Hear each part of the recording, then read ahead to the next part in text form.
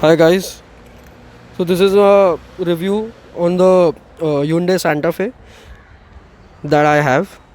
This is one of my first car reviews and I'm going to be posting a lot more, so stay tuned. So this is the review of a Hyundai Santa Fe.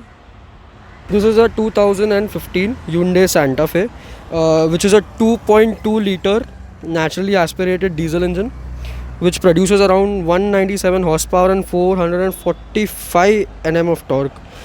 It is a diesel car, so the torque comes in after around 2000 rpm. So from the front profile, first we're going to see chrome badging on the entire grille. This comes standard with the car. LED headlights, there are fog lights. The LED headlights are projector lights. There are fog lights over here on both sides. The car also comes standard with chrome handles. This is the top of the line automatic torque converter gearbox. It's a it's a all-wheel drive. The car the car looks very good in black color. Not a lot of units were sold in India due to the high price, which was around 37-38 lakh at the time of launch. So I've done some modifications in the car. For example, the black Mac wheels with the red piping. These are not the real vents. They are fake vents, but they look pretty good. Other than that, the car so as you go close to the car senses the key near it and opens the mirrors like you see right here. And for people who did not know, the Santa Fe is a 7-seater car. I'm going to open it for you right now. Yeah, so the Santa Fe is a 7-seater car. So there are 2 seats over here. The interior is beige.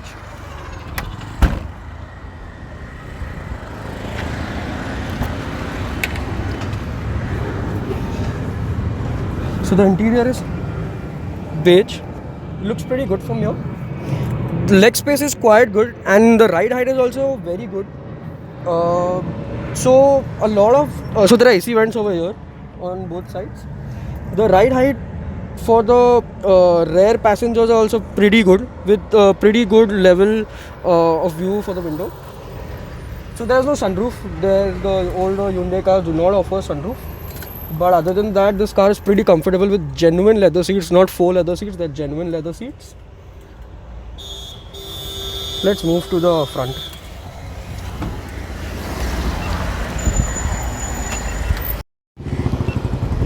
Okay, let's go to the front seat. So over here, let me turn on the car. So the handbrake is over here, down there. Let me turn on the car.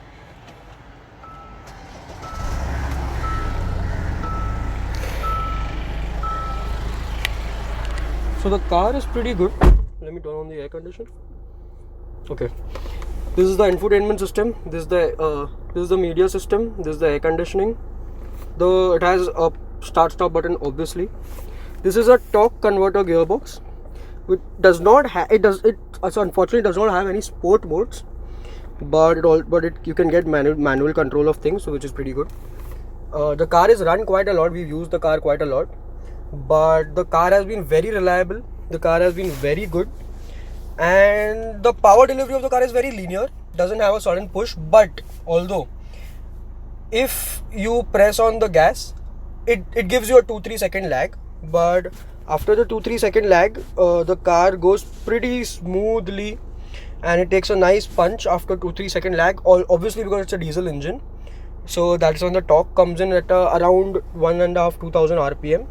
But the car redlines at around shifts around 2,500 rpm, but if you take manual control of things, it can go up to 4,000 rpm. So the steering wheel has a lot of controls. The steering wheel has modes. For example, now the car is in comfort mode. That is only the steering wheel. You can put it to normal mode, and you can also shift it to sport mode. So in sport mode, so when you're on the highway, in sport mode the steering gets heavier than usual. In comfort mode it's pretty light. In normal mode it's a bit heavier. So the sport mode is a good feature, although the car has a soft suspension. So yeah, you can't really go very fast with it, but you can cruise at a nice 120. The car also has 16-way electronically adjustable seats.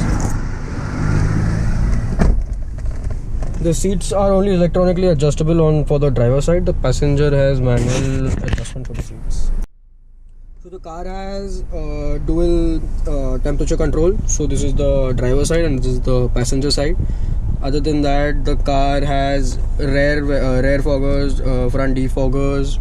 The car also has an aux USB socket over here. There are two 12-volt charging options, but there is no cigarette lighter as per. So there is a glove box over here, and there is a very big storage space under the armrest.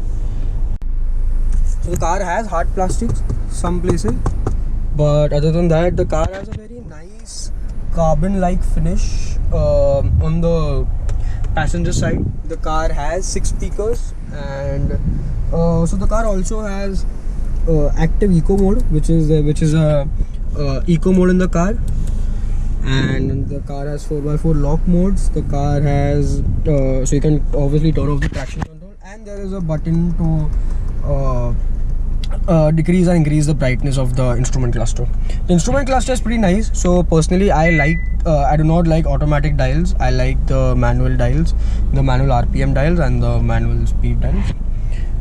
And the car's handbrake is over there. So the car also has storage space over here, and there is no auto dimming in the car, which is a bit disappointing, being it a 40 lakh or 38 lakh car when it was launched. Other than that, driver side has the mirror, driver side has a brightness also, so there's no cost cutting down on this. Even the passenger side has both of them.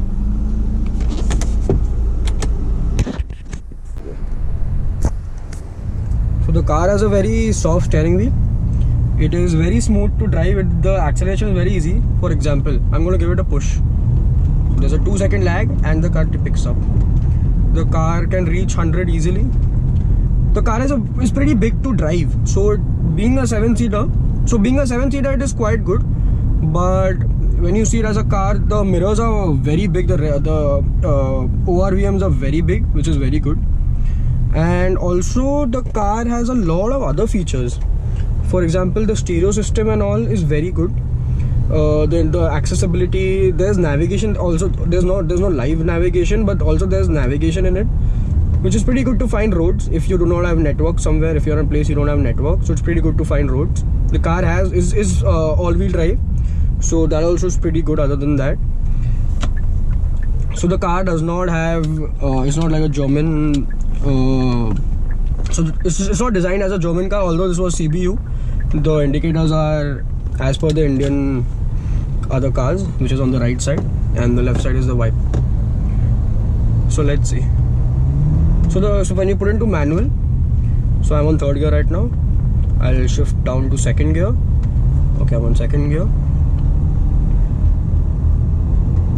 The car revs till 3000, but after that it's better to not rev it more because it sounds a bit bad. So there's no noise inside the car as per of the engine if you're in the normal drive, but as you shift it to the manual mode and as the car revs, the car has very not even a sporty, it's a very irritating noise. So it's just better to keep it under 3000 RPM.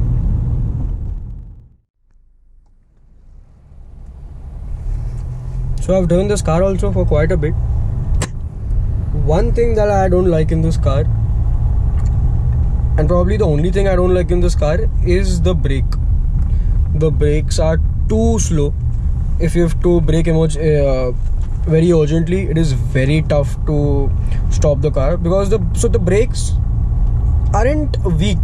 The brakes are just the car is just designed in a way that the brakes, when you press the brakes, you have to press very deep for the car to stop faster. So it's not like a normal car's brakes. If it's not like any normal cars, if you brake it like a normal car, then you're for sure going to crash into the person ahead of you. So you'll have to adapt to this car's brakes. This car's brakes are very different than any other brakes. So to adapt to these brakes, you need to actually drive the car in a secluded place to realize how the brakes are, then go into the traffic. But other than that, I love this car. The car has a very good punch. As you press onto the gas, in about 2 seconds the car picks up. The car picks up very nicely.